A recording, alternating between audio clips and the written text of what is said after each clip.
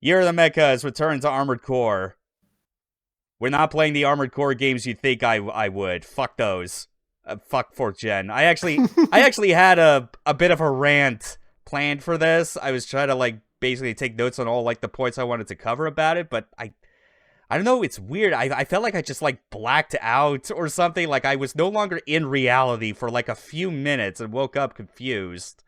I only have bits and pieces from it. I think I said something about 4th Gen AC fans poured the milk in before the cereal. I don't know, it was weird. But you know what is relevant, though? At least, like, as far as, like, my distaste for Armored Core 4, for Answer, and the people that insist those games are good, is that people try to similarly insist that the 5th generation of Armored Core is the black sheep of the series that is terrible. Those people are wrong. I'm going to prove them, prove the error of their ways. You're going to get so cancelled on Armored Core Twitter. Good thing I'm off Twitter. Fuck that hell site. Oh, yeah. Millennium Cyborg is here for the ride. Thanks for having me. Yeah, you definitely, yeah, like, because you mentioned having specific interest in kind of, like, wanting to see, like, not just this game, but also, like, the direct follow-up to this that will be, earlier, that will be later in November. Oh, hi, Belfie. Thanks for... Hi. Yeah. Yeah, I've seen a lot less of these games than the others. Yeah. And I'm very interested to see your take on them. Yeah. Oh, and that's weird. I think it's, like, oh, that's funny. Like, I think, because Belfie just, followed, but, like, the sound alert source didn't actually, play, which I think would have done that, or I forget. Yeah, because the chat overlay is working. Hold on, just double checking, making sure that there are no technical difficulties going forward. Broke it. It's okay. It broke itself. These things happen. Anyway, let's Yeah,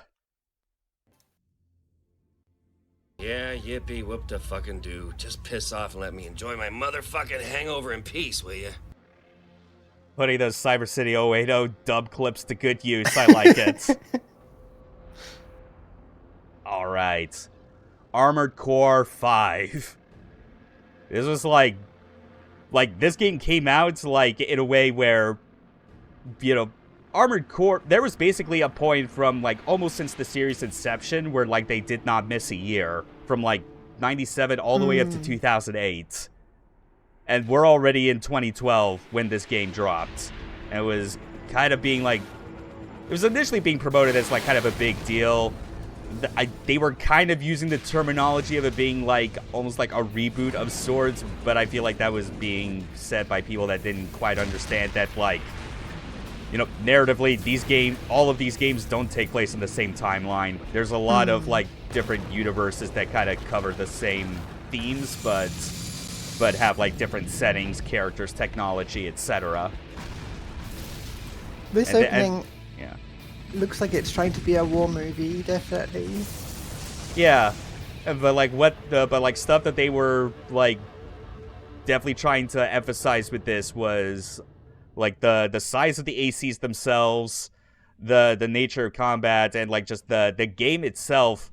So, alright, so, like, this plays nothing like the classic Armored Core games. That's, like, the ultimate sticking point, especially for people like me that have, like, kind of played the series starting from the beginning and realized that those first 10 games are all super incremental on the same fundamentals they had back in 97, which then got thrown out the window with Armored Core 4, and I've noted how much I absolutely dislike that game and For Answer. Like, that entire generation is just fundamentally flawed on a mechanical level to me. Like, there are other fast-paced mecha games that are better alternatives than what For Answer provides, in my opinion. And AC5, while a different set of systems, has more in common with a lot of other mecha titles that FromSoft has experimented with in the past that you might not realize. For instance, the size of the ACs themselves are now at, like, a very tiny 5 meters in height. that is not too dissimilar from the height of Metal Wolf himself from Metal Wolf Chaos. It even has an effect on gameplay, as you'll see, where, like you don't have just the boost power to get insane vertical heights by yourself, so the environment plays an important factor. And then, this cannot really be shown on this game as it is now, both because this is a modded PS3, so I can't take it online, but also the servers for this game are now offline. They have been for like a decade, but this had a big, persistent online multiplayer component, which they had already experimented with on the 360 a few years prior with Chromehounds. So Actually, for a while, I thought this was a multiplayer-only game.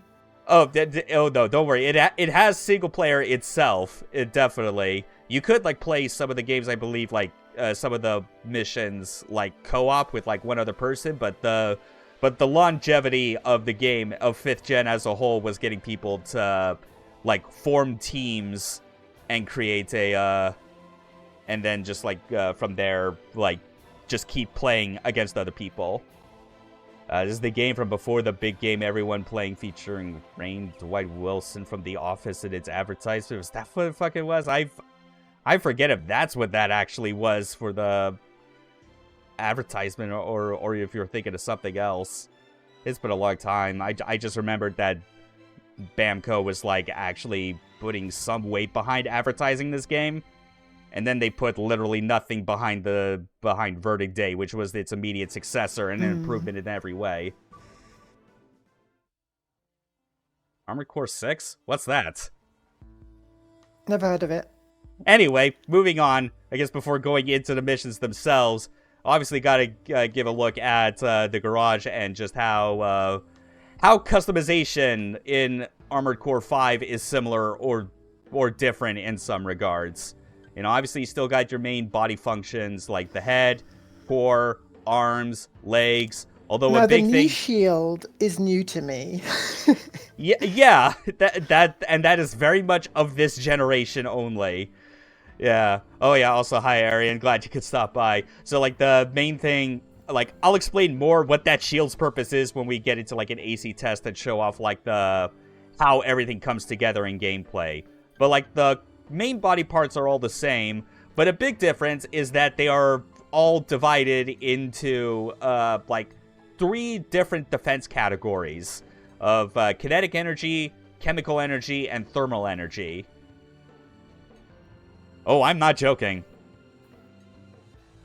Anyway, yeah, like the idea is that past Armored Core games that had defense values that were as simple as like simply blocking like solid and energy ammunition damage types, you know? Explosions, I think, just were kind of like overlapped between the two to varying degrees since they were explosions.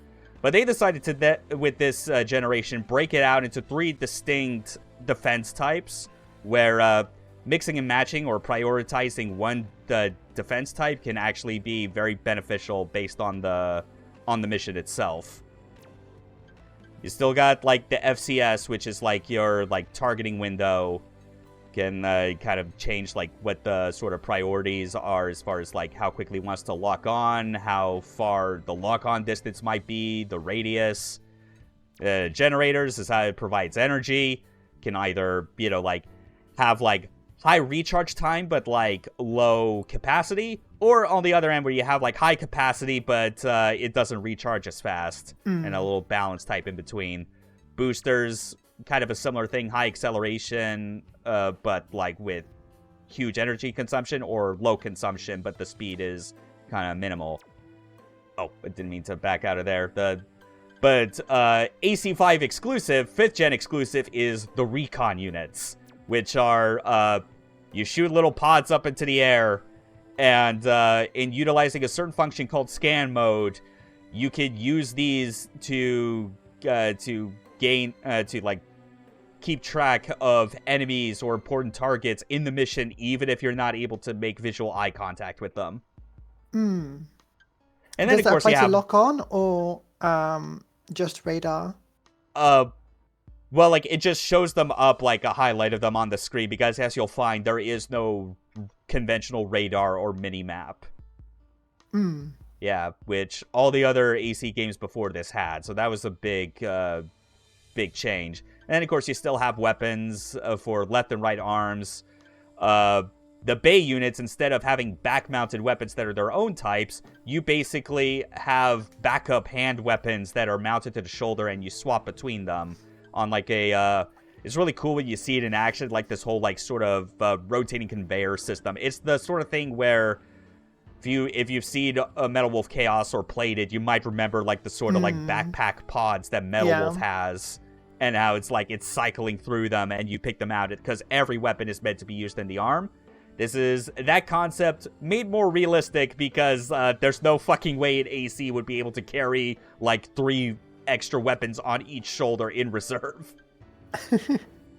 And then like shoulder weapons, which are like housed internally in the shoulder of the arm parts themselves, and like the angle they fire out of can actually change based on the type of arm you equipped and whether the shoulder weapon compartment is on the left or right side. It might not seem like much, but it does have a minor impact on things.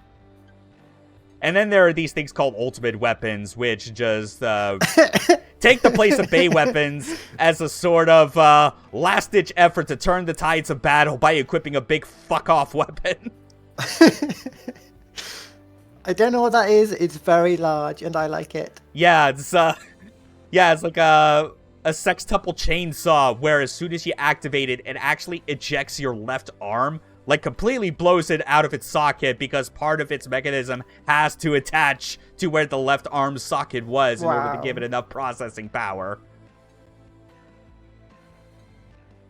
Yeah, like these are all what the game has to offer. So we'll go into a test and just keep things simple without enemies, just to really highlight the like the movement and just how different things feel in this.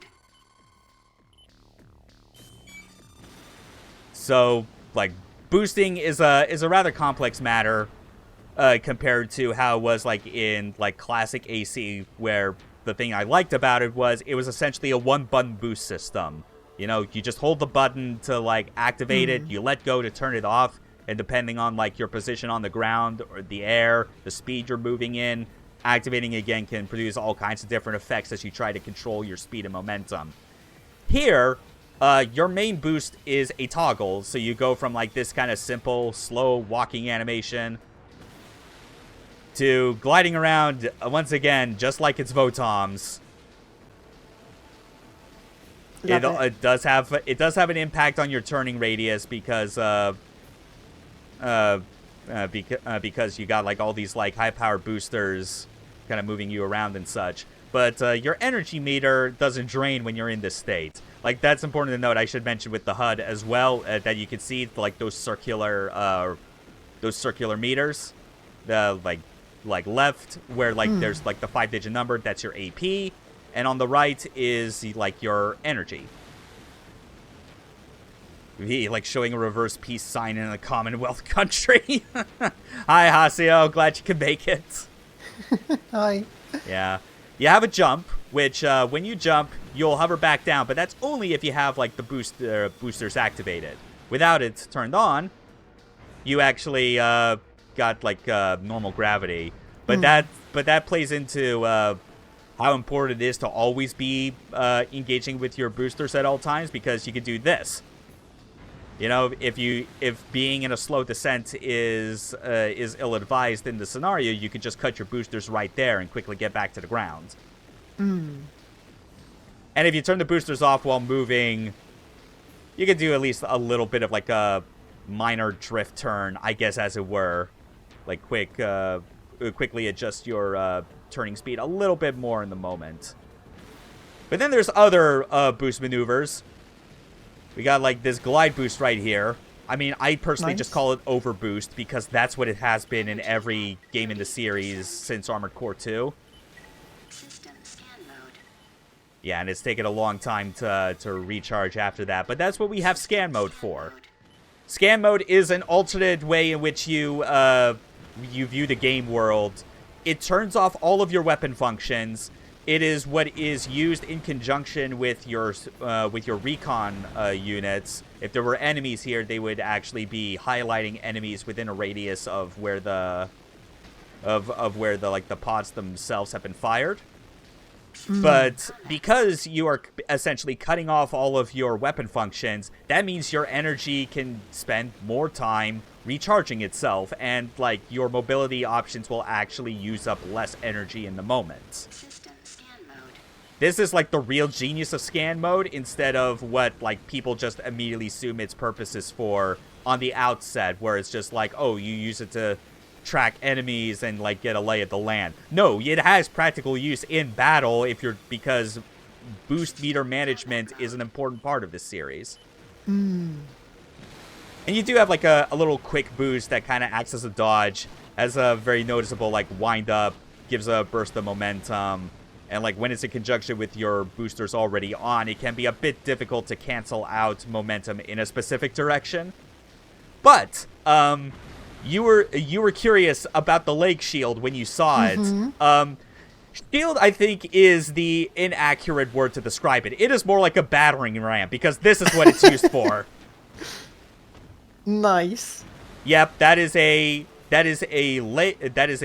special melee move that you always have access to, even though there are melee weapons themselves. But as you might expect with the nature of how it is used, it very much requires that you would have to get enough like momentum and the right angle to activate it for it to really count. Because when it hits and does damage, oh boy, it does a lot of damage.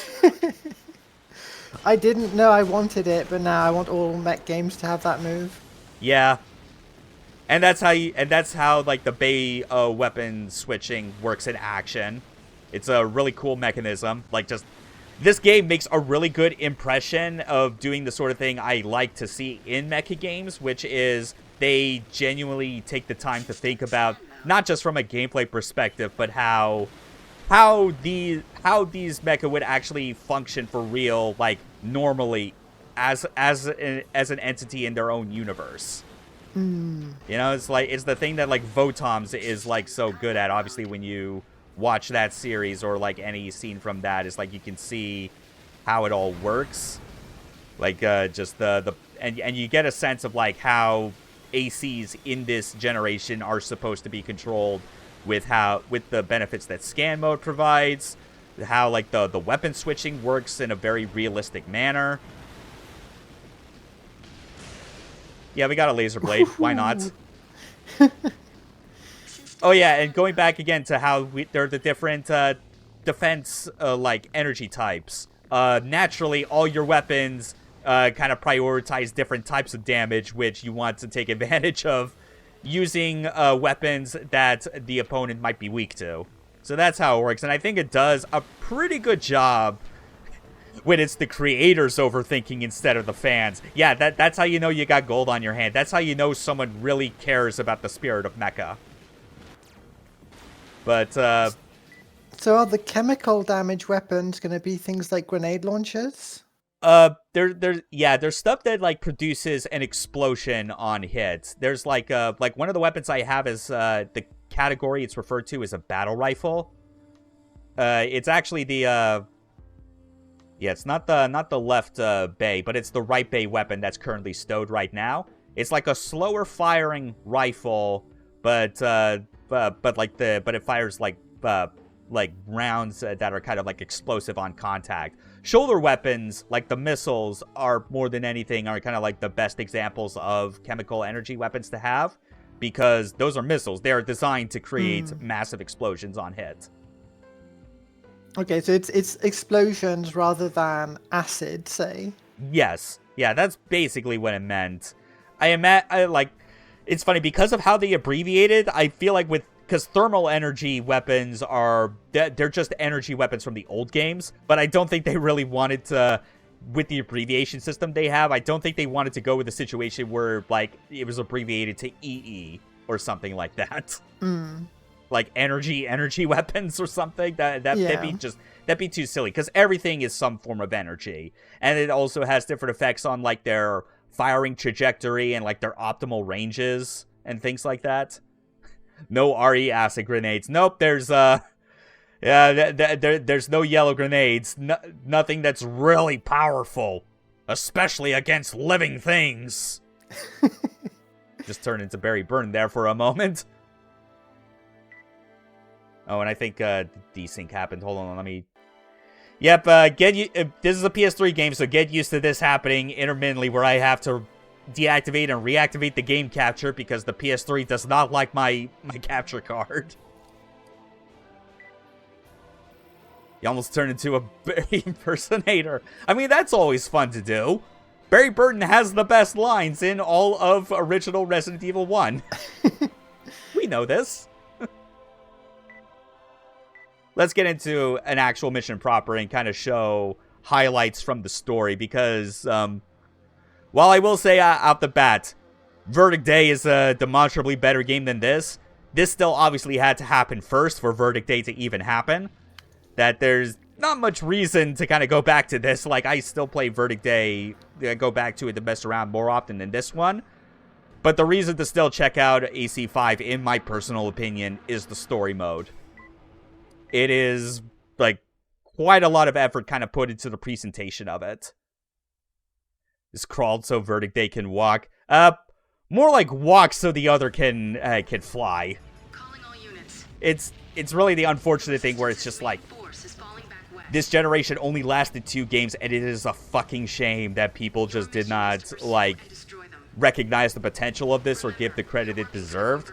Because if things actually did go the way I would have wanted, it's like we would have been up to Generation 7, if not 8 by now, and they would have been continuing to iterate on this, that it would have gotten closer again to the highs that the PS2 Armored Core games had in, like, mechanical balance and complexity. My name is Carol Dory. I'll be your strategic aid for this mission. But otherwise, it's like this is a great mechanical start for, like, the generation, but I do not hide the fact that, like, the game has, like, notable flaws and oddities in, like, its structure and whatnot. Because, this game has 10 story missions. You might think, gee, that doesn't seem like a lot of content. But then it has, like, 83 what they call order missions, which are, like, side missions that chronologically take place all after this, this campaign to begin with. It was kind of a problem at the start where I recall, like, I think you couldn't even access the order missions before completing the story mode. But they changed it afterwards where you could do both simultaneously because they realized it's kind of a lopsided sort of progression.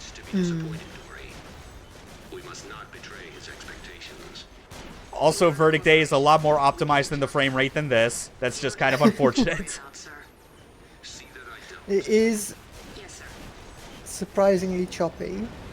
Yeah. There you go.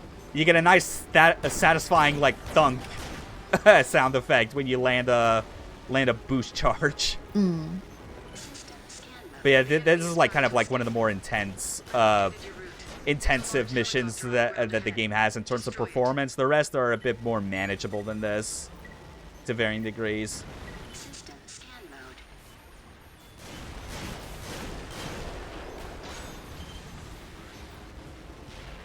Yeah, so, like, the name of the game with AC5, when in actual combat, is the environment fucking matters.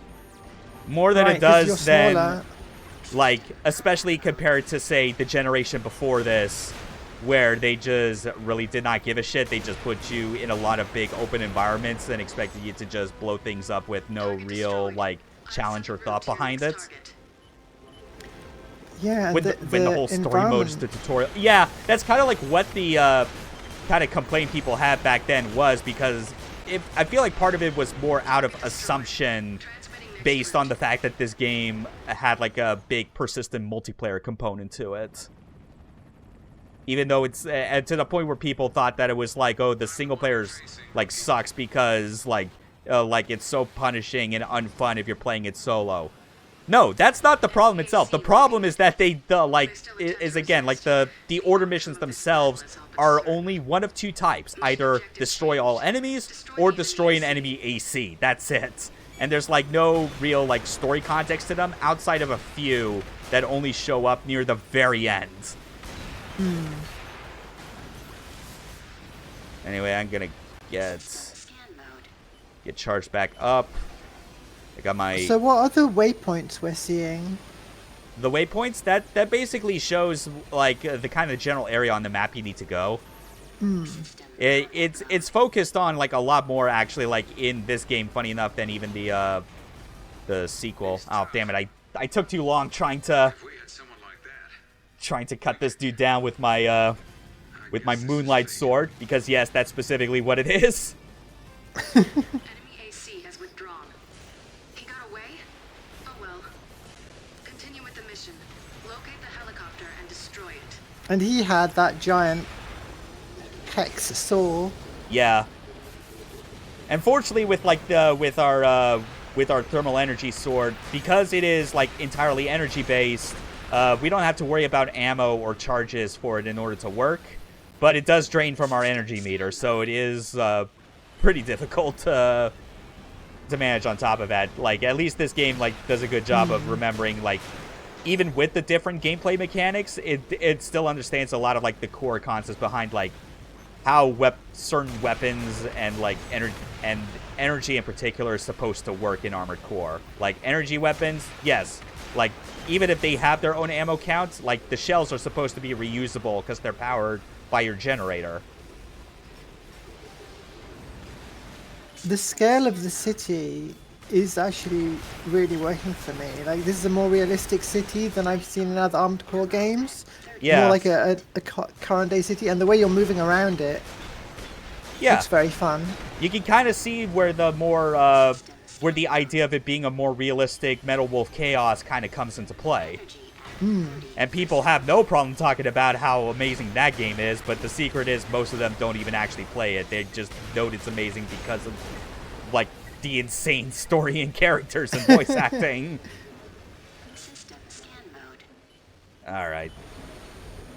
System combat mode. That's one thing that's kind of annoying with this that I feel is like a result of like an error on the localizations part, is that they refer to like every like pilotable mecha in this game as an AC, when it's like that's not correct. That's not what it's supposed to be. System scan mode. System scan mode. Yeah, you're switching between like these two modes a hell of a lot in order to like kind of find your way through. I do ultimately, my preference is that I would still prefer having like a proper mini-map or radar, that sort of thing. But like again, like learning like all the real functions that like scan mode offers you, it kind of makes me kind of get over that fact, because you have reasons to switch to it besides just finding where you need to go or like where enemies are. Mission complete. Like it has the actual impact on your energy output. Chief, where are you? An enemy AC escaped underground eastbound. He's the leader of all those resistance. Oh yeah, Chief.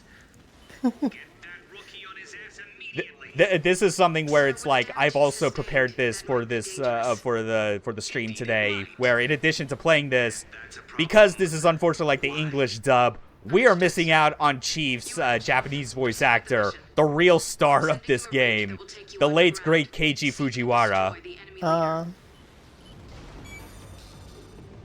which I've got a video prepped that will show some cutscenes, one of which is like very early on in the video, so it won't take too long to get to it, thankfully, because oh man, he is delightfully psychotic in this game. This is the perfect chance.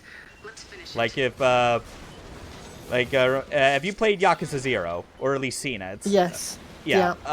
Do you remember the character in Majima's story, Nishitani, the dude with like kind of like the maroon suit, who's like who just shows up at his cabaret and is like I think one of his lines is that like just this fight is getting his bloodshot going.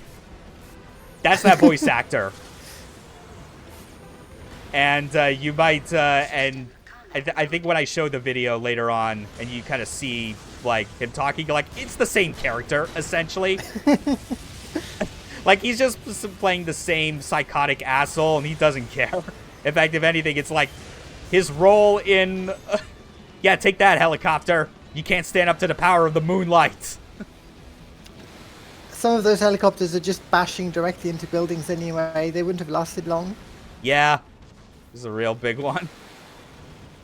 But yeah, like his role in this game is fantastic. It's the sort of thing where like he is one of two like voice actors in the Armored Core series on the Japanese side anyway that are like the most that have had the most impact for me. The other is Sho Hayami, who voiced the antagonist of the second Armored Core game for PS1, Project Phantasma. You know, Mr. Maximilian Genius himself, the original space fucker.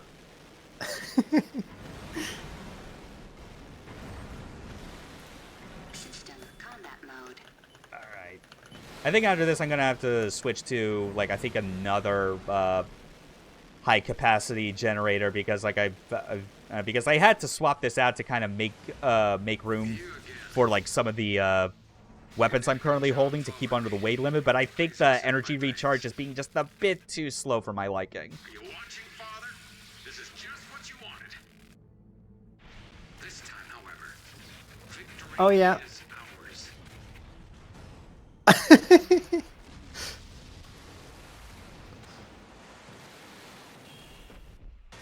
And there's the Chief. And another reminder of if you didn't clue into the fact that your quick dodge is also a battering ram, you should be using it. I was watching you, rookie. Not half bad. That said, though, even in English, I feel like this voice actor for Chief is not too bad. It just gives off a different feel. Yeah. It's, like, I recognize, like, other roles he's been in, but I can't remember his name. I feel like he was, like, the voice of the Riddler in, like, the Batman Arkham games. Like, it's a very similar tone of just, smarmy sociopath. Pull out. I'll read your report later. Yeah, so I guess that's, like, the difference, whether, like, what do you prefer, sociopath or psycho? Basically. Like, openly psychotic.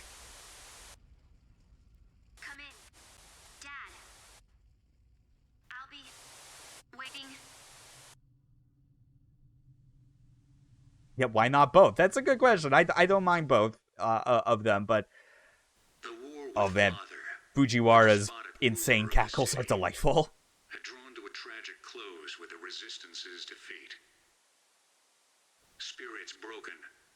The vanquished fighters of the Resistance had little choice. I wonder if you're going to join the Resistance later. Deep under the surface of the earth. So what if this first mission was actually a prologue and takes place 1 year before the rest of the story campaign? People were forced to Wow, cluster in the few imagine that. habitable areas that remained. And still, But yeah, this is the setup for the universe of Armored Core 5. Like, the world is a wasteland. There are only like a few mega cities around that are like major population centers. The one we're trying to fight for is one that is like ruled by a dictator who calls himself Father. I'm pretty sure it's like a different type of name in like the Japanese version that, again, this localization kind of, it unfortunately I think focuses on sort of generic names for like these sort of like major entities. Like we were doing this job for the corporation, as it was called. Like, it doesn't have a specific name, it's just the corporation. Like, like considering that other AC games before this had, like, you know, like, more interesting names for, like, their factions and, like, major figures, it would have helped to actually do something with that. So we'll go to the, oh, and I think it's desynced again. God damn it, there we go. So now we're gonna be in the Resistance proper, because admittedly we are still like a mercenary. You know, they're basically paying us for this. The Resistance kind of needs all the help they can get. Yeah, it is true. Father does sound enough like it's a cult leader. coming back from the brink of destruction, the Resistance had rallied yet again to face Father, under a new leader. And the leader is the daughter of the previous one, who Chief just killed at the end of that mission. Resistance was smaller than ever. Like Their final the battle seemed doomed. this is one of those instances where it is like you look at the setup, the characters, and you can see the cliches from a mile away, but it is but it's not being done in a way that feels like half-hearted, like a this is what you're supposed to do, so I guess we'll do it. It's like, no, the people that made this fucking love Ryosuke Takahashi's mecha anime from the 80s, and we're like, we are just going to channel that energy even harder than we did back on the PS2. Hell yeah.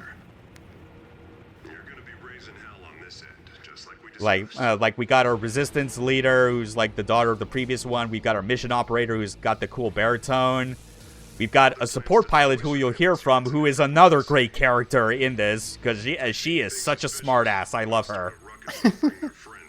There's also like the other support character who's like something of like a timid coward, and it's just like everyone just like kind of like riffs on because it's like you're such a pussy. And then of course there's like the characters on like the antagonist side, like the city police, the corporation. Like, they all fill, like, expected roles in this. But, like, everything is presented in a way that, like, you can't help but still, like, feel invested in it. It's time. Let's get started. And, ultimately, still fitting with, like, the themes of Armored Core that, like, I especially have come to like over the years.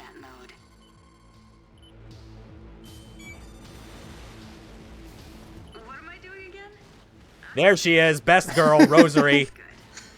Rosary, you'll be in charge of AC support. Keep our boys stocked and well equipped. Is this full on a Blade Runner homage? No, again, it's more like this is like the mecha anime Ryosuke Takahashi didn't direct in the 80s. Like everything about like the about just like the tone, like the technology, how run down everything is. It is all very much of that style, and it's the sort of thing where like that's what AC should be about.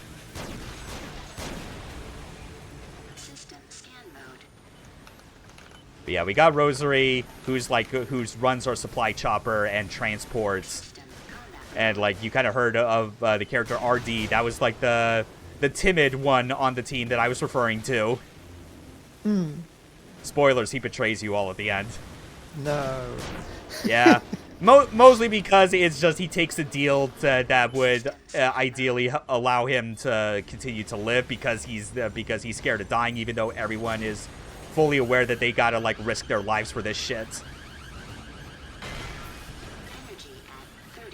Oh yeah, and you're seeing like those pop-ups like around like the bottom right of the screen. Those are like indicators of sub goals in this game, and that's like extra things that you're supposed to try and aim for as much as you can when playing missions.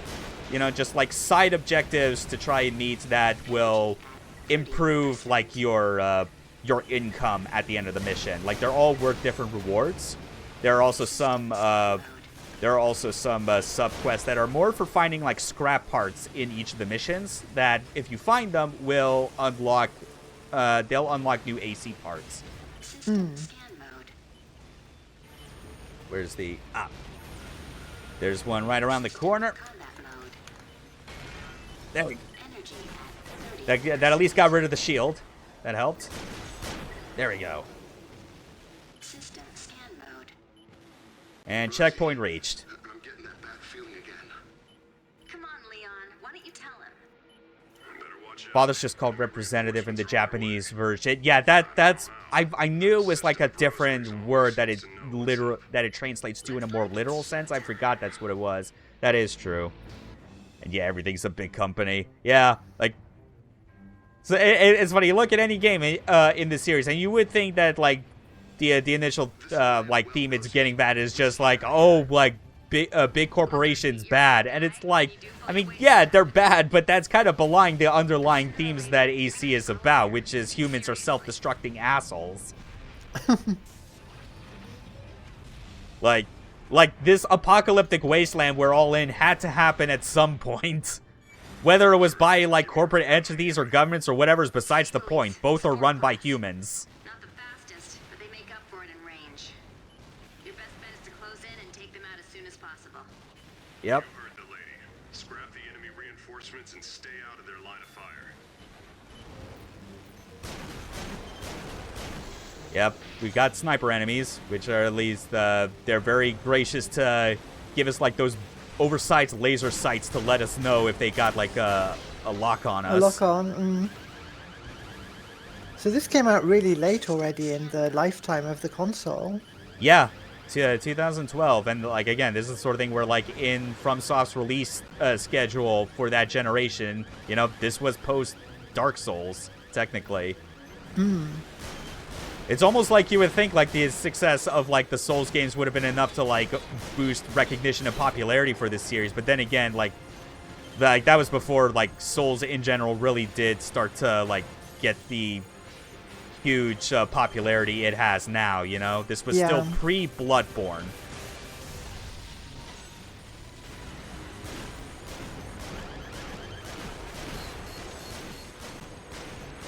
Come on, there we go. Ah, shit.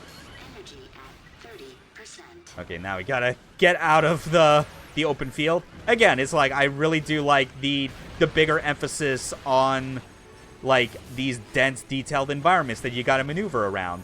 But it does lead to, like, an unfortunate problem, and it's the sort of thing where as much as I like what this system goes for, it still does not hold a candle, ultimately, to what the classic AC games on PS1 and PS2 had going. And that is, like, what you're capable of doing, what you're able to strategize around in gameplay is at its peak when you have, like, dense urban cover or other obstacles to kind of use as like defense or like maneuver around, flank enemies. When you're in more open environments, suddenly your options are way more limited and they turn into sort of the same problem I ultimately have with like the 4th gen AC games. Like they also have this similar problem, but it's more egregious since those environments are a lot bigger and you're so much faster to the point that so little can keep up with you. And that is, you kind of have to play just like a lamer virtual on. If you get, like, my meaning by that. Like, it's just a lot of just dashing in open environments, but you don't have the same sort of nuance that you have even in a virtual on game. A call from the engineering team. They're gonna be withdrawing any minute. But when you're in moments like this, oh man, it is solid. Like there's still ways where if they had continued this gameplay system into like a 6th gen or 7th gen, they would have found ways to tweak these these mechanics further, so that it could, like, make up for the fact that there isn't as much interesting options when you're in open environments, you know? Give more nuance to the boost mechanics and so on. Maybe increase, like, your typical height gain. Because, like, I've been showing it, and I never really formally talked about it, but the way you get more height is reliant on the environment, which means having to climb up, you know, hills or whatnot to higher elevations. Or, the more cool thing, the sort of thing that I wish Metal Wolf Chaos actually had, wall jumping. It's a very cool move to wall jump in a mech.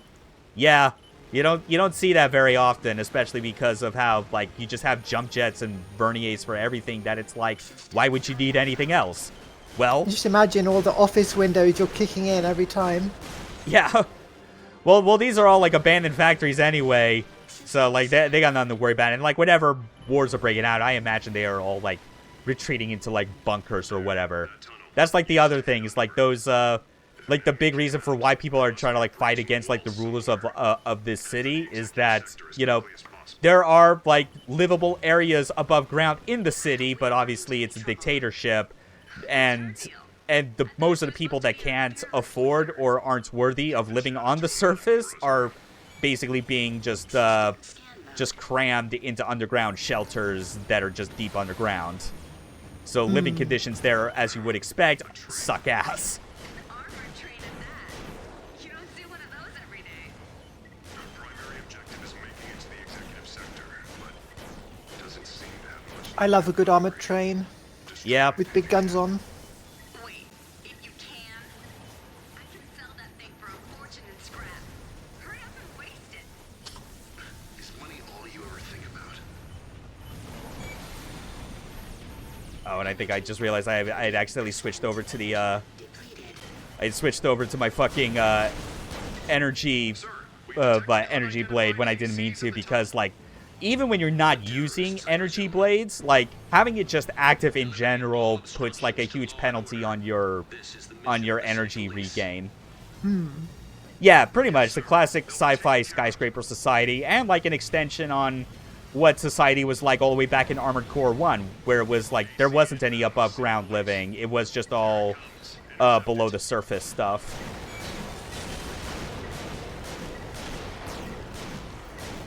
Yeah, and we got like a city police AC that we got to fight. And it would actually be a different boss if... So this is another thing where, like, while it's a cool thing that this game had, it's unfortunate that I can't really access it because of how it's kind of dependent on you needing to have had, like, multiplayer for this game back when it was active. Like, basically, with the weapons in this game, you can get, like, versions of them that are actually, like, tuned in certain parameters to, like, have, like, better stats in certain areas. But you could only access those if you were, like, playing in multiplayer for whatever reason. So you only get, like, the sort of default weapons to play with in this non-online version, as it were. And I feel like from my experience, getting, like, those modified weapons with higher damage is the only way to meet the requirement for this mission, where you have to destroy every enemy fast enough that when you get to this point, instead of a city police officer, you end up fighting a member of an organization called the Zodiac. Which is just like a special squad of, like, ACs that are just kind of existing for the purpose of, like, of fighting and continuing their to improve their skills and abilities. Like, that's actually the sort of thing where that factors more into the Order missions plot, believe it or not. Even though the Order missions overall have, like, barely any story to them until the very end, where like, all the last few missions are about... Oh, damn it. What a waste. That's actually the first I've seen that, but that's just because I was... That's what's important. Oh, well. Keep heading toward the executive sector. It happens. It's the streamer's curse. Something like that. But I mean, like, but that's at least, like, a different end. That's a different end to the to the mission, technically. It's not even a mission fail. So that's at least, like, a nice little show of that they were putting a lot of effort into the areas where it counted, you know? Oh yeah, and these are all, like, the sub-quests that you could do. Yeah, obviously, like, speed destruction are, like, applied to, like, the big mini-boss or boss-type enemies. And this is one that I'll never get. Destroy unidentified enemy forces, because I can't kill all these enemies fast enough while taking little damage to get to the fucking, like, bonus boss fight against one of the Zodiac members. But what can you do? So... Oh, and I'm going to reactivate again. It always seems to do that desync, I think, every time you complete a mission and have to go through that mission results screen, as it were. Yeah, I think these things happen when it changes resolution, right? So that might be maybe. To it. So I guess, like, even though I've limited this technically to 720p, so, like, it kind of makes no sense. It's weird. Let's go to, like, the outskirts, like, the far, far outskirts, just so we can have, like, a moment where you get to see a bit more of Fran and Rosary's character, because, like, their dynamic they have is actually kind of important to understand, because, as you might imagine with their personalities, it's a kind of oil and water situation. They don't fucking like each other starting out. Fran's genuinely trying to fight for a cause, Rosary's just trying to get paid. And then there's RD, who's just, like, sitting around complaining, and Rosary just like, kicks, like, gives him, like, a hit in the head or something like that every time. Like, of no joke, like, in this mission, you'll hear the sound effects for it, where it's just RD getting physically abused because he won't stop bitching about everything. Yeah, we'll just go with, like, a different laser blade, because, it's slightly less attack power, but it weighs less. That's still good enough if we need to. And I switch back to the better generator that I want to use. Better energy capacity, output, etc. All that stuff. And with those two characters, when you play through the Order missions, those are the two that you still stick around with, because all the Order missions take place 1 year after the plot of the main game. And it's just you three kind of going around, cleaning up problems in the wasteland, getting paid, that sort of thing. It was to be the Resistance's final battle. The time to overthrow Father and free the oppressed of the city underground had come. Having witnessed the superior firepower of the corporation firsthand, the Resistance headed outside the city in search of more powerful armaments. The vast wasteland covering most of the Earth's surface was a bitter reward for humanity's long struggle toward enlightenment. To most in the city, the outside was known simply as the contaminated area. The bitter reward for humanity's long struggle towards enlightenment is a really good, damning phrase for the tech against the progress of technology. What's inside? Don't ask me. Never been in there. What do you mean? Yeah, look at this place. Like, all those lakes, like, that doesn't look like polluted water. That is, like, coolant. Does not look safe to bathe in. Definitely not. They're right to call this the contaminated area. This conversation's between me and the boss. Small fry can butt out. Ouch! There we go. You need to kick me. Yeah. Presumably, she's able to still do this while piloting the chopper. I imagine he's just riding shotgun, so that he's in easy kicking range. Main system activating combat mode. But yeah, just like the visuals of like this area is like so cool. Like, I mean, like, look at those fucking clouds. So, Yeah. plan. How are AC charging their guns blazing? You know more about the contaminated areas than I do. The era before anamorphic lens flare. Just 'cause the cranky grandpa isn't around doesn't mean I'm in charge. But at least this is before, You're the boss of the like, outfit, right? the How about over you abuse of orders? things like chromatic aberration and whatnot. Yeah. This is the era of visual effects. Yeah, like, I'm this more fond of. this is a visually detailed game that... Oh, whoops. I was not paying attention to that. Those snake-like things from before. Yeah, and then you got, like, these things. These little, like... They're almost reminiscent to me of, like, the fucking squid-looking robot things from, like, The Matrix. It's like they're just the tendrils. Mode. Yeah. But you gotta destroy them at the source. Those little missile things.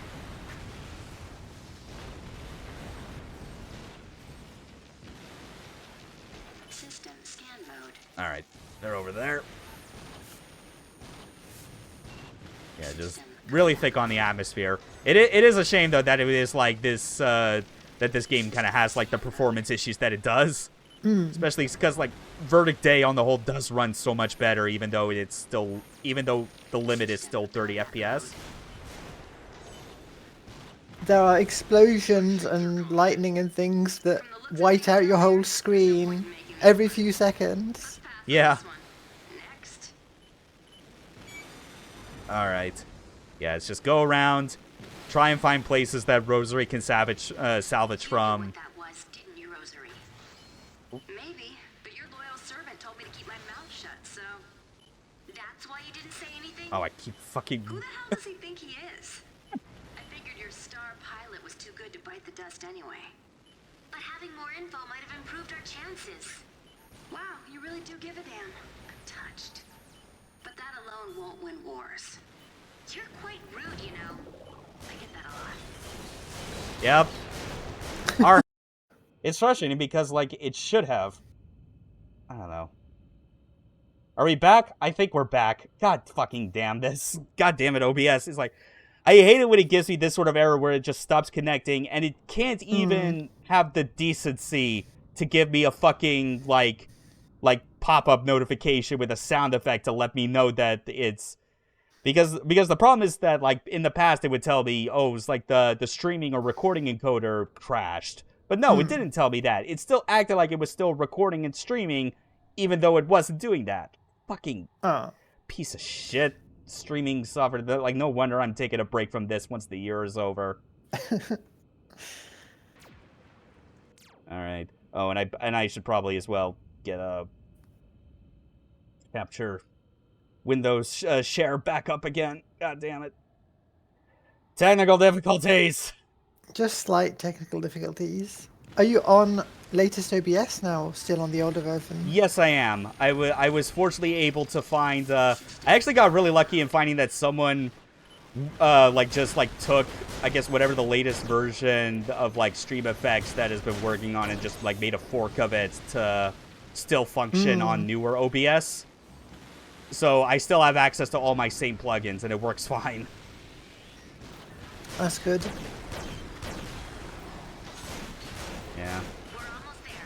But getting back to what I was talking about even earlier in the last mission, considering how less dense the environments are here, you can kind of see what I was talking about, where like the strategies and like challenge for maneuvering and whatnot is, you know, not as interesting compared to before.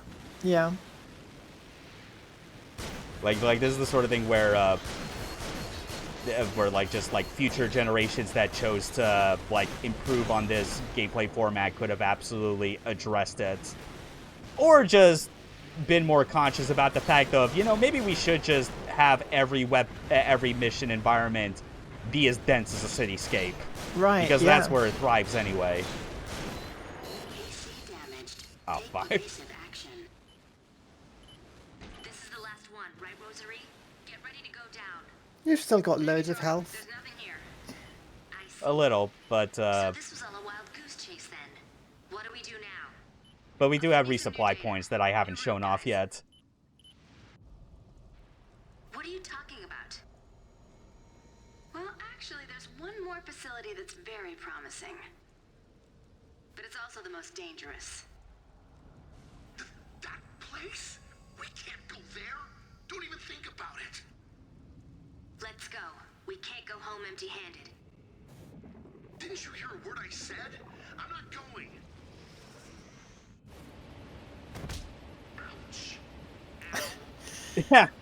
Again. Shut up, Artie. Sheesh. You called? So, with these story missions, because of how long and involved they can potentially be, especially on a first time, they introduced the idea of supply points that are like a consistent thing that allow you to essentially heal up on damage, refill ammo, or swap out parts entirely for a different build. Like, Do they also no count other as checkpoints? Yeah, like that's what the data saved icon is for. Like that's basically like your checkpoint indicator. And like other AC games don't really do this. Like not even Verdict Day actually. Like part of like what makes me like that a bit more is that they went back to a more traditional model for how missions in AC are supposed to go, where they're like, you know, a lot shorter because they're made with the expectation that you should be able to get through it without needing to go for a resupply run.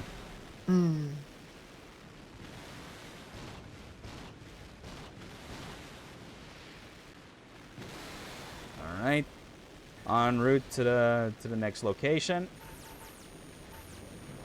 System combat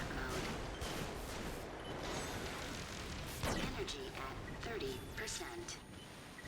And also even like just even though this is like the core strategy you have to engage with as far as switching between combat and scan mode is like the expanded like parts roster in Verdict Day and the different roles they have like really makes like shows how they better understood the system afterwards, because there are generators in Verdict Day that are so like high output that when you're in scan mode it's like when you're going into your big overboost, it'll still recharge faster than it drains.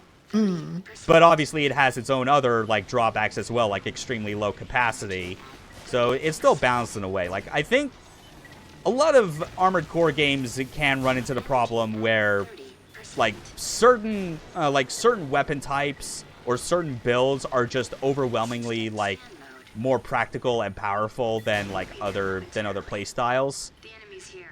No question Like about very few generations I think are able to actually like pull that off well, and I think 5th gen weirdly enough actually manages it the best, because this is where they really emphasize like the three defense types, and the fact that you have like all kinds of like AC parts that are built around it. And if you're paying attention, even without the aid of scan mode, if you were to look at like an enemy AC, based on just the visual design of the parts itself, would be able to give you an idea of, this enemy is strong against this particular damage type. Artie, I put a lot of stock in that sixth sense of yours, but We're going I'm enjoying the visuals in this level, like the colors. There's some really strong oranges and cyans and dark greens and. I'm looking at it Definitely. now. It seems like the opening mechanism is intact. Contamination levels in the area are normal. If we can finish up quickly enough, we should. And the music in 5th Gen is also really strong.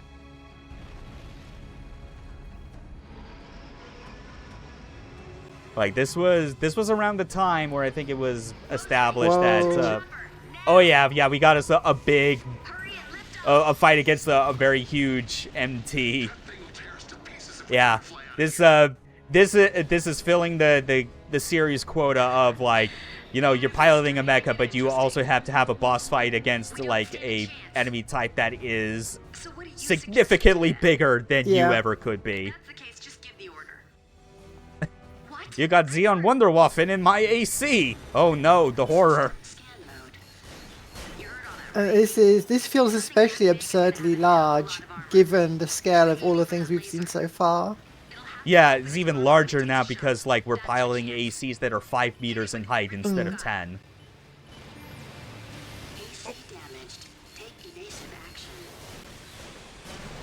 Hopefully these weapons will be good enough. I'll switch over to my battle rifle anyway, because chemical energy weapons can still be fairly useful. I just need, like, one of the weak points on this leg to open up is the thing. There it is. There it is. Just unload everything. It may be big, There we go. but not invincible.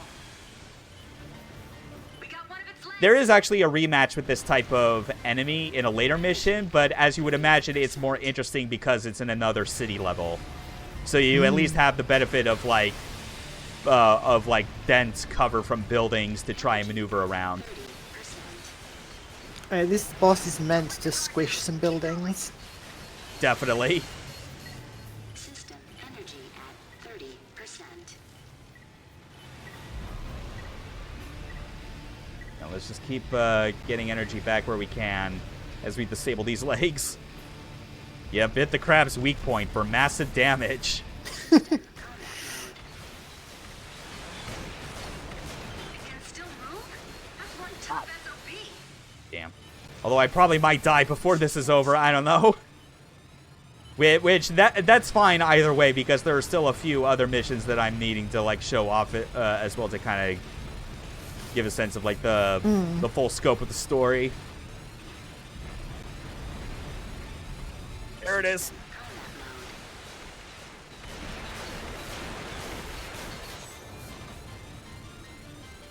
But yeah, like, the music in this game, like, at this point in FromSoft's history, they started to get, like, an in-house band for themselves called Frequency, that is led by, like, longtime sound guy at FromSoft, Kota Hoshino, sound designer, composer, who has, like, admitted to himself that he does not know how to read sheet music, but still makes some banging, chaotic music all the same. I've already given it the once-over. And, Thanks, Rosary. this was this sort of thing where, like, they kind of established their style with this game and Verdict Day. In fact, there was actually music from Armored Core 5 that was included on a like a soundtrack CD called Armored Core Reprises, which was like a collection of redone, updated versions or remixes of music from past Armored Core games. And, like, kind of like by the end of it, they have, like, a few tracks that were previews of what the soundtrack for Armored Core 5 had. Prerogative to change your mind, right? You just listen to Big So Sister.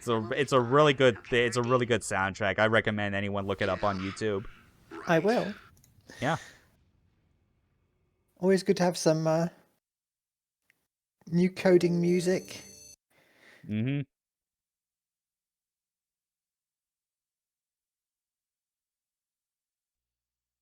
All right. Next mission I definitely want to show off is yeah, let's get over to mission 5, I believe it is. It'll be like again another big change in environment here, as we're kind of like on a waterfront. I think we should be good. Like you would think that because of all the different damage types, that the game would be like very strict in trying to get you to mix up your loadout every single time. But it's the sort of thing where, like, as long as you have the ammo for it and the skills to maneuver around, even if you're paired up against enemies where your damage type is ineffective, just continuing to overwhelm them anyway can still do the job. They would head for a rendezvous point at the Marine facility, from which their final attack on Central Command and Father would be launched. It was a plan that could only be called reckless, but the actions of a single AC brought them a glimmer of hope. Still, everyone in the Resistance knew all too well the terrible nemesis awaiting them. That's a funny sentence to me. Yeah. What about you? All those opening narrations are so much like a fucking, like, radio drama. Are just gonna roll over and give up, you know. Get killed and that's it. The end. Like, it's the sort of thing where, like, I think that works well for me because of how, like, all the time I've spent, like, on the previous AC games and the fact that you never see a human person. Oh yeah. Well, bye, RD. Oh, rip. Except not really. But yeah, it's, like, having those kind of, like, dramatic narrations or whatever, I think is, like, it's a pretty good way of, like, extending, like, the radio drama feel that the game's already had to begin with. What's the situation, RD? RD, answer me. Don't make me get angry now. It looks You don't answer, I'm gonna find where you are and kick your ass! like heading toward the Marine facility by air. I'll let you know if there are any new developments. RD is frowning. Better have a good explanation for this. It really is the sort of thing where, like, their dynamic is just the most, like, big sister, kid brother type of feel to it. In fact, I think RD's voice actor in the Japanese original is, like, makes it come off as, like, a lot more younger sounding than I think his English voice actor does here. Which would probably give enough credence to the idea that, like, him tagging along with this is something that he doesn't want to do and just wants to continue to live however he can. Captain, enemy sighted near the underground tunnel entrance. So let's have a proper square off with the city The police. information those corporation bastards gave us looks to be correct. But no matter. It's high time those rats come to grips with the folly of their actions. Show no mercy. Eliminate all who would oppose Father's will. That's a lot of hardware for police. The Marine facility is crawling with hostiles. I mean, knowing how, like, horrible the police already are in our time, Like this. You'll have to get rid of those and how they probably don't see the issue in giving their officers high-caliber weapons. energy at 30%. Now let's just keep going. System scan mode.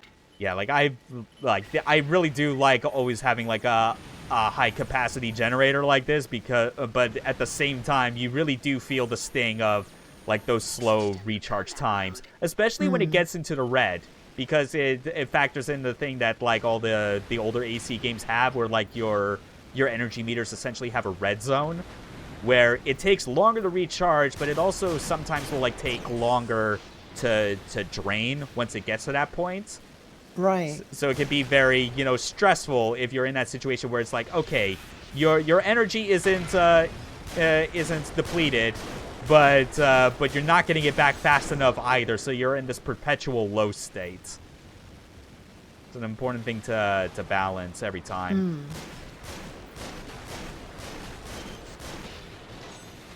System scan mode. We gotta keep going forward, destroying all in our way, and, like, settling the score with the city police captain, who's definitely dedicated to his cause to the point where he really doesn't like any of the other allies that claim to be for, like, the city, like the corporation. There's definitely a bit of strife between the two, as you see. Okay, there's actually a bit more past there that I had missed. There. System combat mode.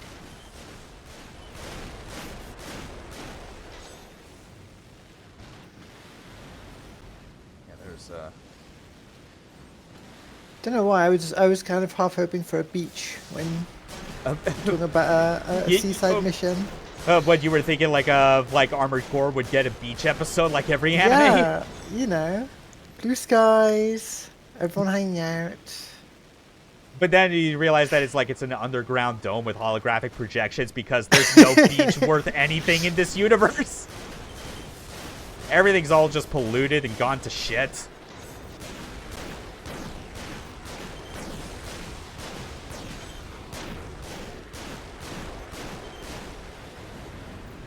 Energy at There we go. 30%.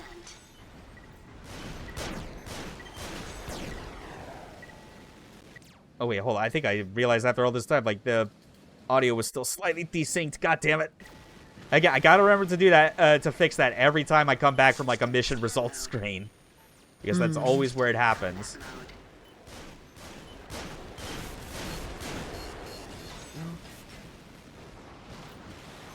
Yeah, we Energy at got it. 30%.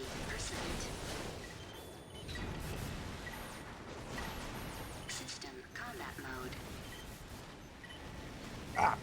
Missed it. Yeah, whatever. We at least got around the shield. It's fine. I never truly thought we'd win. But these useless idiots could have at least taken a few with them. Oh, he's gonna fight us himself. Stand in my way will be obliterated. That means you and the hired corporation scum, too. It's the captain of the city police. It's okay. What? With him on our side, we can win. I believe it. How can you be so sure? I see. I'll take that to be an official order then. You heard her. The boss wants you to go out there and kick some ass. You can win. I know it. Yeah, we're the best motherfucking pilot in the universe, which means by Armored Core logic, we are going to have, like, basically the wrath of, like, what might as well be gods coming down on us. Whoops. Yeah, so here's the first part of the fight that's at least interesting, because he's got a big sniper cannon that keeps him in place. So you got to make use of the cover so you can not get hit. You know, glide boost where possible, although that was not the best angle.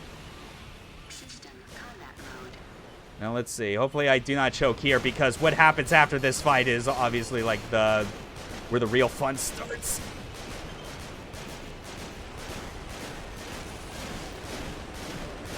And you can hear some of the music in the background, even like with the cacophony, but it's definitely got a style to it that is very Kota Hoshino. To the party. I'm awfully Oh, look who's back! What are you doing? Just thought I'd lend a hand. Oh. Using one of the overt weapons, or ultimate weapons. In Japan, it's called overt weapons, which is a very Japanese way of naming it. But I like it as well. Like, it still sells the idea that these weapons are insane. They're not practical. Like, they're not meant to work on an AC, but they jury-rigged it anyway. That was the captain of the I know Robotech isn't a popular thing, but like I always liked the over technology moniker. Oh, yeah. I want that other AC to stick around a bit longer anyways. You do? Whatever for. Let's have a little more fun. Show me your true strength. Oh, yeah. This is... what you see happens at this point is, like... From the sea. Like, anyone that talks shit about this game back in the day, I am positive never played up to this point, because they would have been singing a different tune when they saw this. And how do you get us anywhere? In other words, we need to bring the fight to them. Take a direct hit and there won't even be ashes left to bury. Be careful. Yeah, I gotta be careful. This is like the approach that we had to make the first time on the city police captain, but now it's even more absurd because he's got a giant fuck-off cannon. Energy. Comm line opened. Hello, fighters of the resistance. I trust you are doing well. You again. How could you kill your own allies? Oh, but I'm afraid we have no allies. That's right. No allies, nor enemies. I love everyone.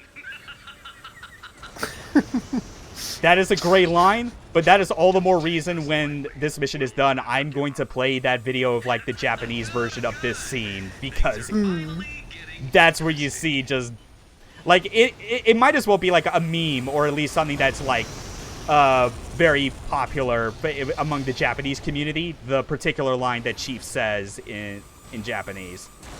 Whoop. I'm just trying to get a overboost going. Get closer. Yes!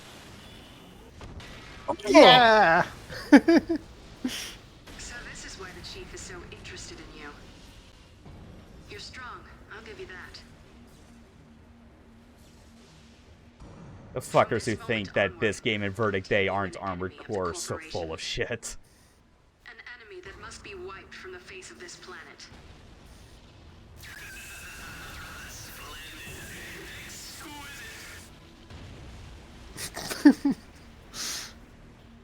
Oh yeah. Oh yeah, he was loving this shit every moment.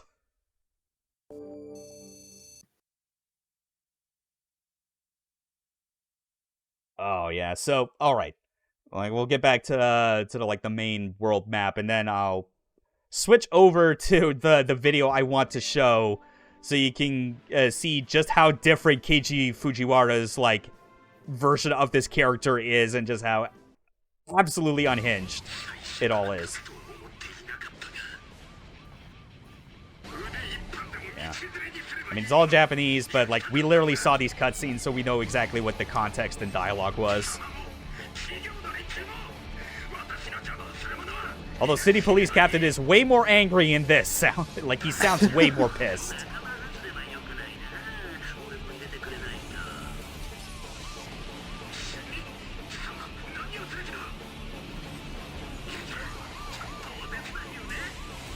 You can totally hear how this was the basis for Nishitani in Yakuza 0 from, like, the voice direction.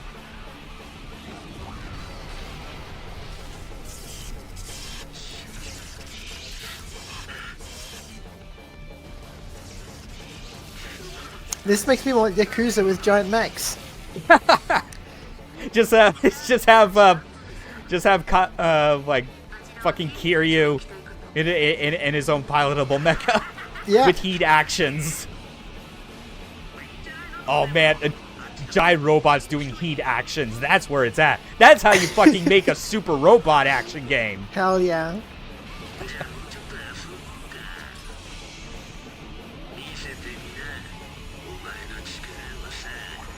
Alright, so here we are. This is where we're coming up on the line of I love everyone.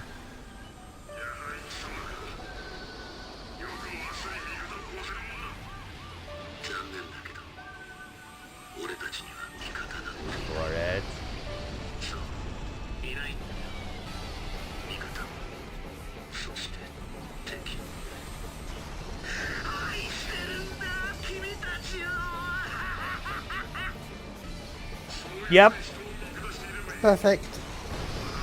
Perfect. Perfect acting. 10 out of 10. 100 out of 100. His laugh is just so perfect. Oh yeah, and we haven't been playing with tank treads, but you can see, yeah, even with that, you can still do, like, the boost charge kick, even with tank treads.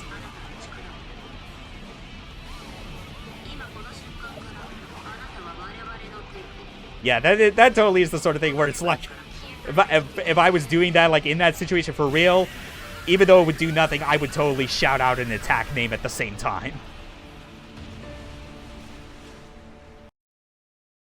And that's that scene. Amazing. Yeah, that was, oh yeah. Like, Do you the need English to voice acting resync? in this game is obviously still good enough as is, but I mean, you know, there's just some things where you could tell, yeah, some of this shit, like, they made it knowing full well that they had these particular voice actors and wanted to channel, like, certain performances out of them. And you never really understand that full context, like, when you're in the localization phase, so the best you can do, naturally, is to make something that will, like, resonate and make enough sense with, like, the language audience that, like, you're translating it for. So, all right, let's see if I can remember. Yeah, so at this point, like, these are all, like, in the executive sector, like, the really densely populated city areas. 3 of these missions all take place during the attack on, like, Father's headquarters. Spoilers, it doesn't go well. Like, I want to show off Chapter 7 because that brings us back to, like, our good old friend, the Chief, and, like, a familiar location with where we were at the start. But Chapter 6, like, when you play through that, it literally ends with, even as the Resistance are attacking his headquarters and have surrounded Father, like, in his office, Corporation comes out of nowhere and just launches a bunch of missiles, killing both, like, the main figures of the Resistance who captured Father and Father himself. So, going into this, entire city is in complete fucking chaos. Like, the social order is essentially destroyed. The end of the story for the Resistance is you just need to escape and survive. It is a dire situation. Having successfully breached Central Command, a desperate Resistance fought their way valiantly to Father's doorstep. But the Corporation was quick to silence any hint of celebration. Father's power crumbled to dust along with his tower, taking the dauntless Resistance unit, and Father himself, with it. All that's left is Fran, Rosary, and us. Leon! Leon! No, it can't be. Answer me, Leon! Get out of there. We've lost this one. Pull out immediately. No, I'm not going. It really takes guts to make a story where, like, even though for the purposes of a game you win and succeed in the story context, you still technically lose the war. Yeah. I mean, for God's sake, I'm doing that Omake playthrough of Battle Operation Code Fairy. You're literally on the side of Xeon in the 1-year war. There's only one way that conflict can end. Yeah, so everything is in chaos. Corporation is just attacking everything indiscriminately. Like even the people that might have just been sticking around in the underground shelters or whatever, they're still also in danger. Which, by the way, you're actually going to get to see some of the underground habitats as we try and make our way to the out of the city. And oh god, the frame rate. But the enemy's attacks have really changed the landscape, so it's for reference more than anything. I'm sorry I can't be of more help. Time to go. Let's hurry. Yeah, let's just run. Energy at 30%.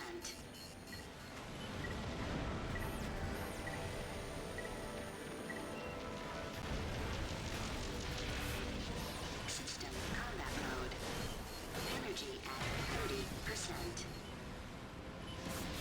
Yeah, stuff like this is why, like, oh man, if there's one thing that I would not mind as far as like an excuse to play these games again from scratch, both 5 and Verdict Day, would be to play them on an emulator, like the PS3 emulator, but have it like run perfectly and hit like 60 FPS or something. Kind of like how, you know, Demon's Souls, you play the PS3 version on RPCS3 and you can enable like a 60 FPS hack. It would definitely benefit these, I think, because yeah, like the performance being as choppy as it is like an unfortunate thing with how otherwise really good these systems are. System scan mode. There we go. Finally on the ground. System scan mode.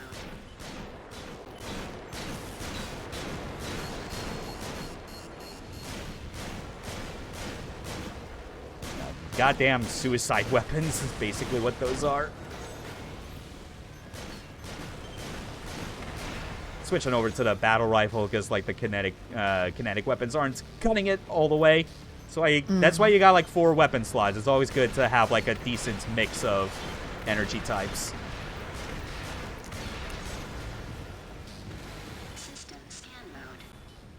I don't know what they're made of, but they sure explode with many pretty colors. Yep. And they're definitely made in like a way that like definitely does not resemble all the other all the other mecha. Because it's almost like the corporation are just, like, on a completely different level from everyone else. You could even say they're not human. That is true, actually. Like the corporation is just one of those things where it is, like, it's just Carol in chief. Everything they employ is, like, autonomous AI and mecha and stuff like that. Because, surprise, surprise, this being Armored Core and how, like, this game really taps into, like, kind of, like, the themes and, like, sort of recurring elements of the older games. Like, Father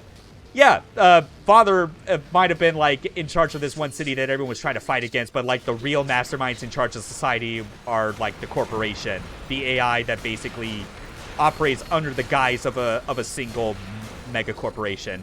Anyway, look at these shanty towns. These are where the rest of the humans have to live. Well, System scan mode.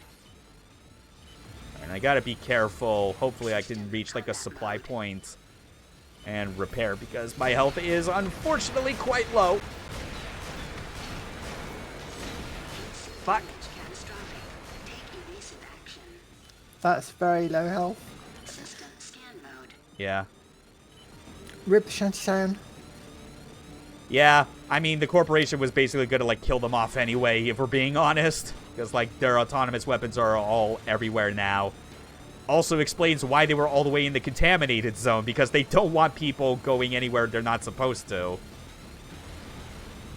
Because the important thing with, like, the running theme of, like, the Armored Core games, it is, and just the nature of humanity itself, how it views them, is that they are reckless, destructive creatures that need to have, like, some amount of constant control and supervision over them so that they do not kill themselves.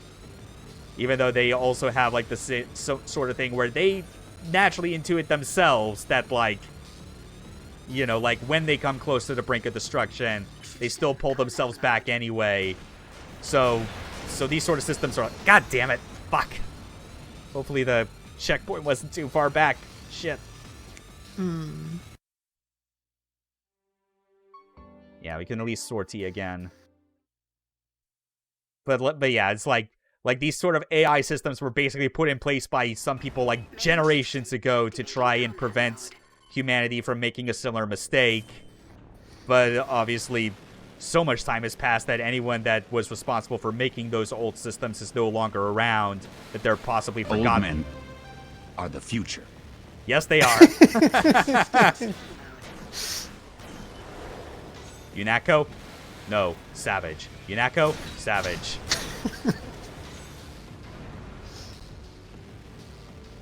System scan. Will Deus Ex the Recut ever get old and stop being funny to requote? Hopefully never. No.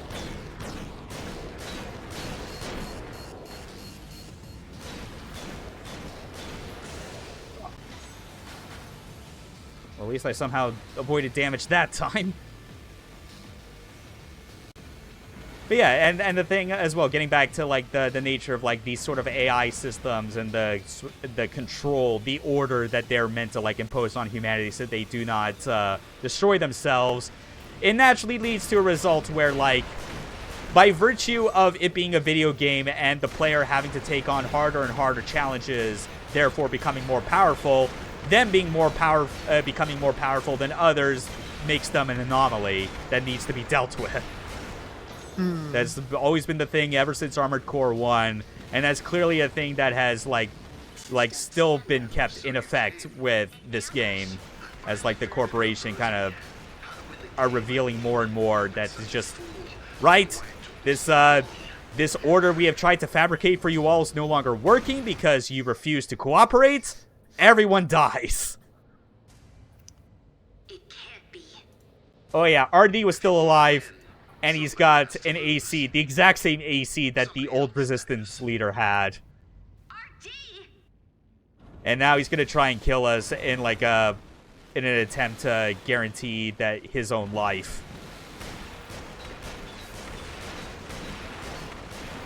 Fortunately, he is not going to be using that chainsaw on his arm just yet. That's actually in a different mission. Like, because there is, like, a rematch you have, and he does use it on you. Right arm. Ammo at 30%.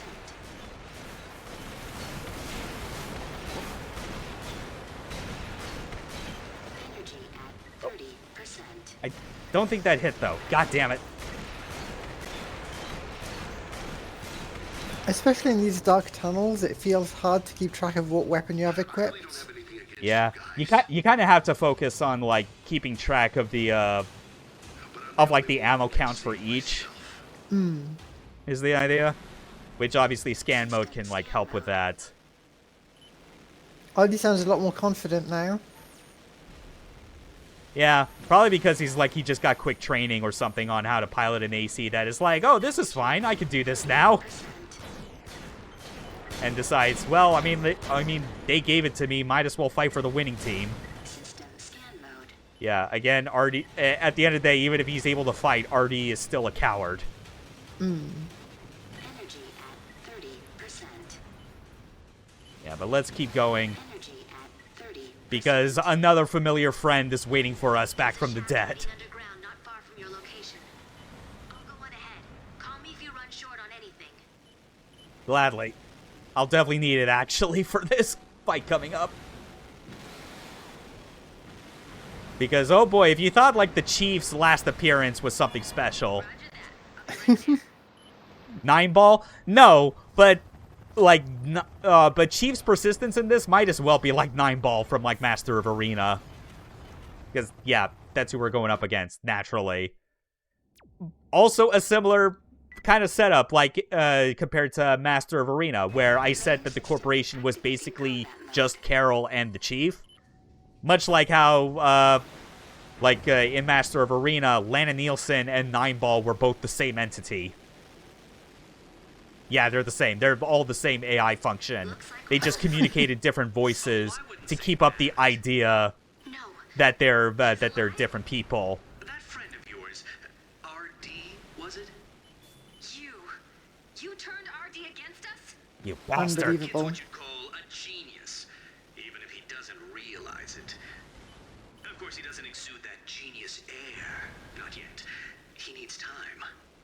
And that AC was really just some hand-me-down we had lying around. Why, Extra insult to injury because that was the original Resistance Leaders unit. They just took it for themselves. After digging the corpse out of the cockpit.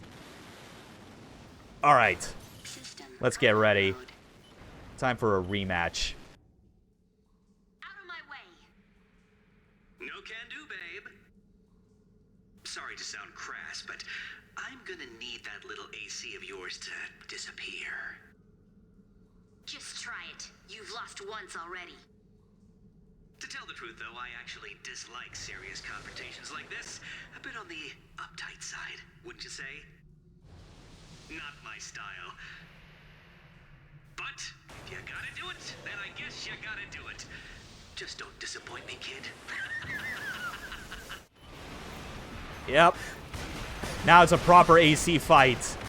AC Hanged Man, Pilot Chief.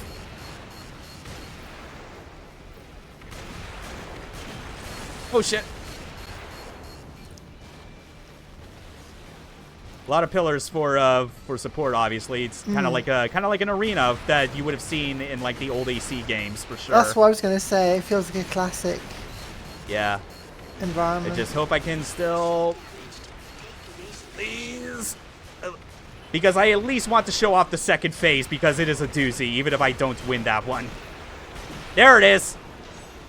Ow. Yeah, it kind of looks like one of those, flood surge constructs under Tokyo. Like I said, this is the end.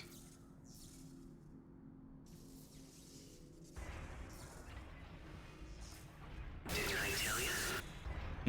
This kind of thing isn't my style.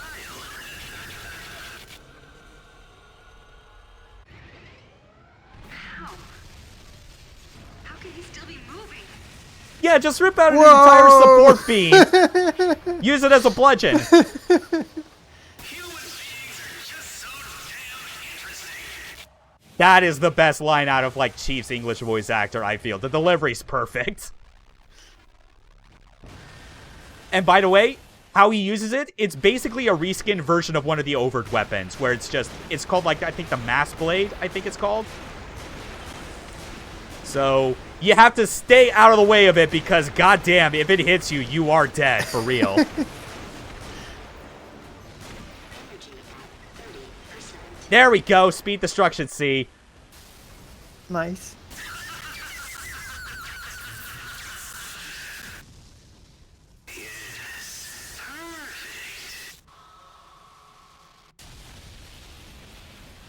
He just really, really wants to see how good we are.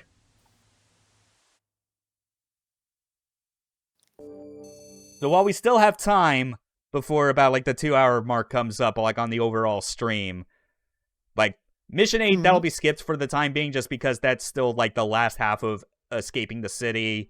RD comes back for a final battle. That's not what's important, though. What is important is the final mission that I may or may not be able to succeed on, but I'll at least try going for a bit of a modifying the layout, like my loadout somewhat. Let me just get a different... Let's get a pile driver, I think it is. Yeah, pile driver, that's what I want. Then... Oh, and it's desynced again. This will be the last time I have to do it for this. Although, I'm definitely curious, like, if this will become a problem that shows up again on the other PS3 games I need to play for the stream. Okay, battle rifle. Yeah, need to go with these ones.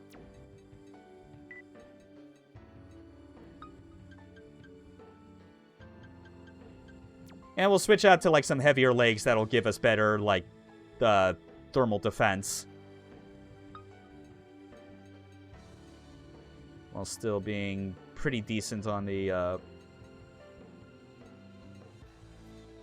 Yeah, I think that's the best one to go because it still gives us a bit of a fighting chance somewhat on, like, chemical energy. Yeah, so I think that'll be good. Kind of a bit weird looking when you see how more rounded, like, the thermal energy defense parts are when it's contrasted with these more blocky kinetic energy parts. But, yeah, whatever. Like, compared to how lacking in synergy I felt the AC parts in 4th gen already were when you tried to basically kit bash them. These gel a lot better more often than not. Because in that game, it really did feel like every part was designed in a way where it was meant really to only be used together with its own series, where as opposed to how all the other games do it, where it's like everything's built around the concept of the core, and like and the genius of having Shoji Kawamori basically on the series from the beginning was that he basically designed all the parts and adjusted them so that they would look natural when mixed and matched in any number of configurations. I think the only exception was if you did something lopsided, like a very heavy, beefy core on top of very tiny, lightweight legs. But that makes sense, because, like, the weight limit on those is so small anyway, that it's like, yeah, not only does it look dumb, it doesn't even fucking run. Anyway, here's the final mission. I should highlight as well, this is Chapter 9. Like, difficulty is 9. The AI, like, major AI that, like, tries to kill you, like, in the 1st gen of Armored Core, you know, pilots an AC known as 9-Ball. This is honoring that legacy of the number 9 is something to be reckoned with. Resistance began to wander aimlessly. All that lay in front of them was a limitless wasteland, devoid of life. Their struggles were far from over. The social order has collapsed. The experiment was a failure. You're no different from the countless corpses that lay buried in this wasteland. You continue to fight, knowing you're sealing your own fate. Such insignificant, foolish beings.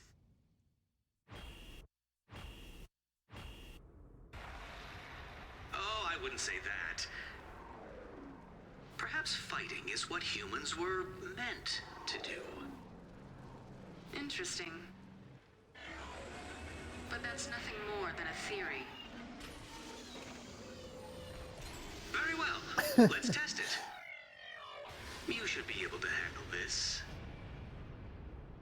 Behold, Exusha. Main system activating combat You could say it's like a giant mechanical raven. The name Raven obviously having significance in previous generations as, like, your occupation of mercenary. The ones good enough to pilot an AC.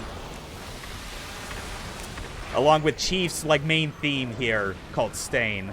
Like, definitely look it up so you can get, like, a better listen to what it is. Bit of an open environment, but, like, chemical weapons definitely work best for this. Hence the battle rifles. And you need, like, a decent amount of thermal energy defenses because that's all its attacks are. system scan mode.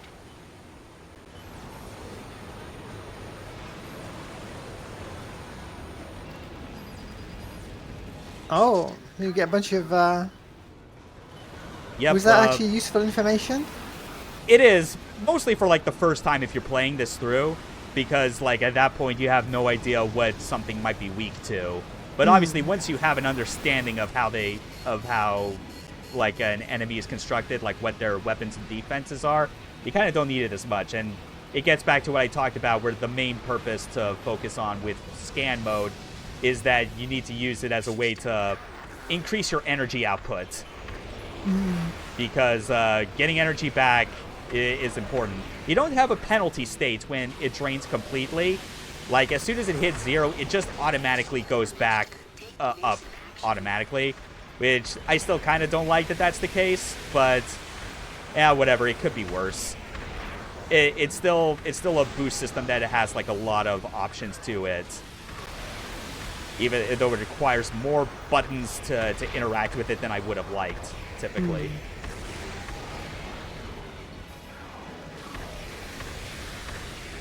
Come on, can I? Oh, he's gonna do another bombing run. Alright. Have at it. I won't let you down, Chief. If you think humans are nothing but self-destructing assholes that are only good for fighting, then I'll show it.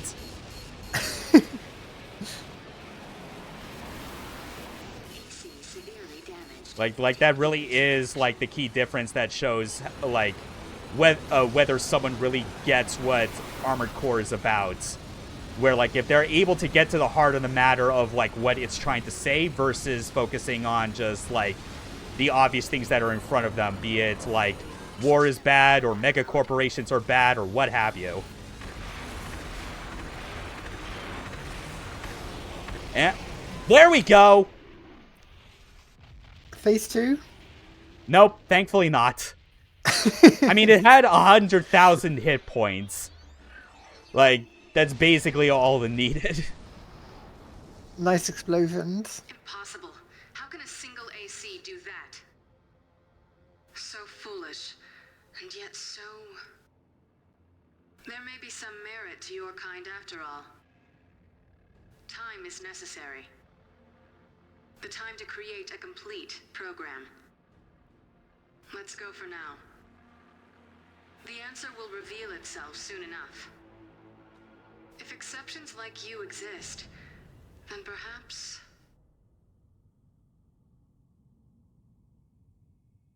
Yep. That's how the campaign ends. And then everything after that is, again, like I mentioned, it's the order missions, of which there are 83 of them. Like, and they're all side missions that, like, it really makes more sense. I can't stress this enough. If anyone ever decides to play Armored Core 5, that don't just focus on doing the campaign by itself and then the order missions. You have to switch back and forth between them in order to get the most out of it, because the order missions, they're a good way to make money. Money is how you buy parts for your AC so you can better tackle the challenges in story mode. And so, like, the order missions, at least the story context is that it all takes place 1 year after what we just did. You know, the AI behind the corporation fucks off, presumably to prepare for something else because they realize they need to devise, like, a new program or system to better facilitate humanity, knowing full well that, like, all we seem to be good for is just fighting for our own gain. And that's where stuff like the Zodiac kind of comes into play, which which, like, if you were good enough in some of the story missions, you would be able to have bonus fights with them. But, like, the bulk of them, you end up fighting near the end of the Order missions, of which they're basically kind of in a similar situation to how we were with the Resistance effort against Father, where it's just like technically there's no, like, the cause is kind of over. Whether it was a win or lose doesn't matter. They're just kind of wandering around fighting because that's all they know how to do. And then Verdict Day happens, a whole 1 year after this, in which the scope of the battlefield extends far beyond just this single plot of land where the city was and the surrounding containment zone. Which, oh yeah, Verdict Day is going to be something special. Like, that'll be like a month from now. You'll be back on for that. Yeah, you'll see the ways that they have like even just in the course of a year from when this game came out and then when they released Verdict Day, technically like a year and a half between then, 2012 to end of 2013, and they already like made great strides in like improving the balance and like options that you have in the gameplay even further. And that makes it all the more frustrating that like they could have, like, if they didn't get sidetracked making so many Souls-like games after that, they could have made like an entire like 6th generation that would have lasted the entirety of the PS4 era and just kept building on what they got here, because it is a really good system that, and I think this is important to highlight because it's a similar thing with classic Armored Core, is that I can barely, if at all, draw any direct parallels to other like mecha gameplay systems that are out there in the genre. Like, Armored Core is Armored Core. It's not the same sort of thing where it's like, you look at something like, say, like a licensed Gundam game, especially something like, say, like a Gundam Versus, for instance. You know, that's like a big genre to itself. It has its own mechanics, its systems, etc. But you look at it and be like, this is team-based Virtual On. Like the Virtual On connections are extremely, like, strong, even to this day. Whereas, you look at classic Armored Core and it's like, yeah, in the grand sense, Virtual On might be like a huge influencing genre on game on the mecha genre as a whole. But there are so many other things that Armored Core has going on that, like, just the concept of vector-based dash combat is not, like, the driving force behind it.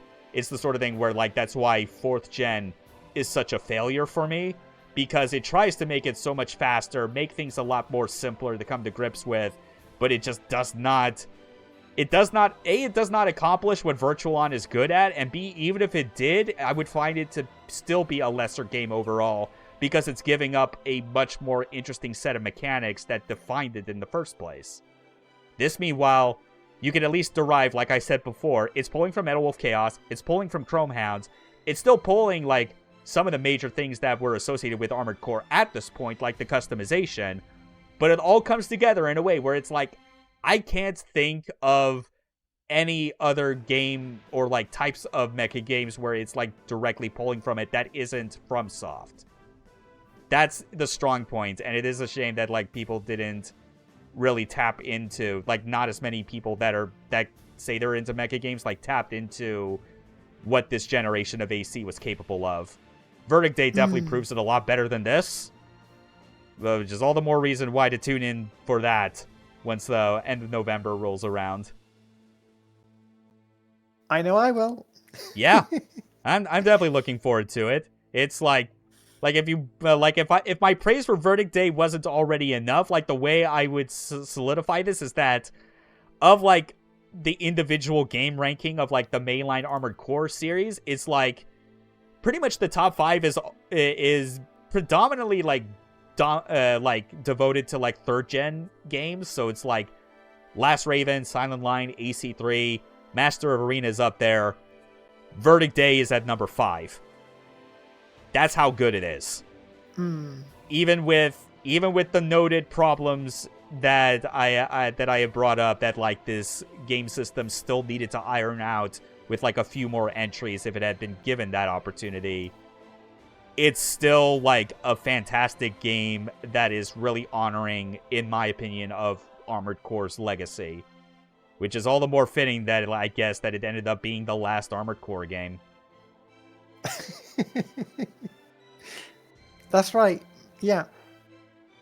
All right. That was a lot of fun. Thanks again for being on today, Millennium. Thank you as always. Yeah. Next game, it will still be a little while from now because that'll have to be like it'll be a week and a half. But in between now and then, look forward to returning to the Witches from Side 3, the Noisy Fairy Squadron as they try to fight to the end of the 1 Year War in Battle Operation Code Fairy. And then the game after that, Gundam Mania will still be continuing as I will be playing Mobile Suit Gundam Unicorn, a game based on the OVA by From Software. Yeah. I've heard that's this. actually a thing. All right. Thanks again, everyone. I was still sorry about the OBS having to be a pain in the ass halfway through and lose me a couple minutes of footage. But it's what it is. It's still salvageable.